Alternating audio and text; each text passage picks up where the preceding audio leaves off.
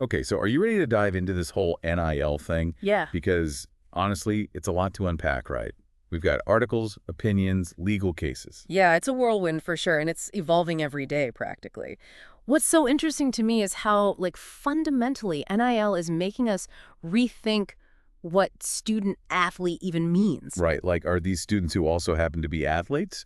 Or are they like entrepreneurs running their own mini empire? Exactly. It's a legal and philosophical gray area now. And it's not just some abstract debate, it has real world consequences. Totally. It's like someone just handed these like 18, 19-year-old kids a Ferrari, but also a business plan and the keys to their own social media empire. And a whole lot of pressure. But before we go too far down that road, let's back up for a second. For anyone who hasn't been glued to ESPN 247, what exactly are we talking about when we say NIL? Right, the basics. So NIL stands for name, image, and likeness. Basically, it means college athletes can finally make money from, well, being themselves. Yeah. Endorsements, appearances, merchandise, you name it. It's crazy, right? Just a few years ago, this was unheard of. We're talking about athletes generating millions, literally millions, for their schools, becoming household names, but not seeing a single cent for themselves. It seems almost criminal when you put it like that. It's like, were they stuck in some time warp while the rest of the world moved on? Pretty much. The NCAA was running on dial-up while everyone else had broadband. But that's what makes this whole thing so fascinating. It touches on everything. Lawsuits, big money, social media, what college is even supposed to be. It's a total game changer. And to really understand it, we kind of have to, like, rewind the clock a bit, right? How did we even get here? So picture this. It's 1984, right? Think old school basketball video games, pixelated jerseys, the works. A UCLA basketball star named Ed O'Bannon, he's playing one of these games, and it hits him. Okay, so this O'Bannon case, it's like legendary now in the NIL world. What's the deal with that? Well, he's playing this video game, right? And he realizes they're using his likeness, his jersey number, everything but his name. And the NCAA is making a killing, but he doesn't see a dime. So he sues. Oh, yeah. He sues the NCAA, claiming they're profiting off him without his consent. It was a huge deal, David versus Goliath, except with basketball shoes instead of slingshots. And this one lawsuit back in the 80s, like, set the stage for everything that's happening now. It was a crack in the foundation. And over the years, that crack just kept getting wider. Other athletes saw what O'Bannon was doing and started asking the same questions. Why can't we profit off our own name and image? Like a domino effect. Exactly. And fast forward to 2021, and bam, the NCAA finally caves. They changed their rules, and overnight, college athletes can profit from their NIL. But we're not just talking some small-time endorsements here. Right. We're talking Nike, Adidas, Gatorade, the big dogs coming in hot. Exactly. And it's not even just these big companies anymore. Athletes are now launching their own brands, clothing lines, you name it, and social media. That's been a game changer. They can connect with fans directly, build their own personal brands, use their platform to support causes. It's like someone hit fast forward on their careers. Suddenly, they're not just athletes. They're CEOs and influencers and philanthropists. A lot to juggle. Yeah, it's a whole different ballgame, that's for sure. And that leads us to a really important question about all of this. Is it all good? I mean, it's exciting, don't get me wrong, but it's not all, signing bonuses and million-dollar smiles. Yeah, there's got to be a catch. Well, think about it. You have these young athletes, some barely old enough to buy a lottery ticket, let alone manage a seven-figure income. And suddenly they're supposed to be financial whizzes. Yeah, that's a recipe for disaster. And the stories are out there, right? Athletes making bad investments, getting taken advantage of, not saving for the future because they don't have the financial literacy. It's like they skipped a few chapters in the life skills handbook. Totally. And then there's the whole social media aspect. Yeah. The pressure to build your brand, make the right choices, avoid scandals. Because one wrong tweet can haunt you for, like, ever. Exactly. It's a lot of pressure on these young shoulders. No kidding.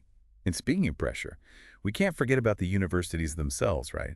They're the ones kind of caught in the middle of all this. Absolutely. They're trying to adapt to this rapidly changing landscape, figure out how to support their athletes, but also maintain some level of, fairness and balance. Yeah, because it's not just about, handing out the biggest endorsement deals, right? You've got Title IX, gender equity, making sure all sports programs are supported. And let's not forget about the financial headache of it all. Talk about a budgeting nightmare, right? Yeah. Where does all this money even come from?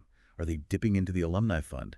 cutting back on academic So programming. it's a real juggling act. Recruiting's become even more cutthroat because now it's not just about scholarships and facilities, it's about who can offer the most lucrative NIL deals. So it's basically an arms race, but instead of nukes, it's endorsement contracts. Pretty much. And coaches are feeling the heat too.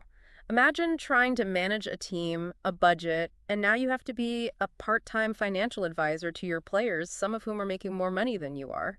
Talk about a power shift. Yeah. Speaking of finances, did you see that study about how many athletic departments are actually operating at a deficit now because of NIL spending? Yeah, it's scary. It's like this whole thing was launched without a real plan for long-term sustainability. Makes you wonder if maybe those non-revenue sports are starting to feel the pinch. I'm sure they are. It's easy to see how this could create even bigger disparities between the haves and the have-nots in college sports. And what about the fans? Yeah. Where do we fit into all of this? We're the ones cheering from the sidelines, buying the jerseys, but it seems like things are changing so fast, it's hard to keep up. It's true, and it raises a really interesting question. How does NIL change our relationship with college sports and with the athletes themselves? I mean, is it even college sports anymore if it's all about the bottom line? It's a valid question, right? Are we heading towards a future where student athlete is basically a fancy term for minor league pro? And where does that leave the idea of amateurism? Is that totally out the window now? It's definitely being challenged. NIL has blurred those lines in a way that no one could have predicted even just a few years ago. It's like we're in this weird in-between phase. And the rules are being written as we go. Exactly. And what happens next is anyone's guess. What about high school athletes getting in on NIL? What about international students who are already navigating a whole different set of rules and regulations? It's a lot to wrap your head around. So much change, so fast. And we're just scratching the surface. The world of college sports is undergoing a seismic shift, and NIL is at the epicenter of it all. It's been fascinating and a little bit mind-blowing, to be honest, trying to unpack all of this. I totally agree. But one thing is for sure, NIL is a game changer. It's redefining the very fabric of college sports, and its impact will be felt for years to come. For sure. A huge thank you to you for walking us through this NIL maze. It's been incredibly insightful. My pleasure. And for our listeners who want to go even deeper down the rabbit hole, I highly recommend checking out Asante Bradford's book, NIL, The Game Changer. It was a really valuable resource as we were preparing for this deep dive, and it covers everything from the history of NIL to its potential impact on the future of college sports. Definitely a must-read for anyone who, wants to really understand the forces shaping the future of college sports. And speaking of the future, we'll leave you with this thought. With all these changes blurring the lines between college and pro sports, will we even be able to tell the difference in a few years? Something to ponder. Thanks for joining us on this deep dive.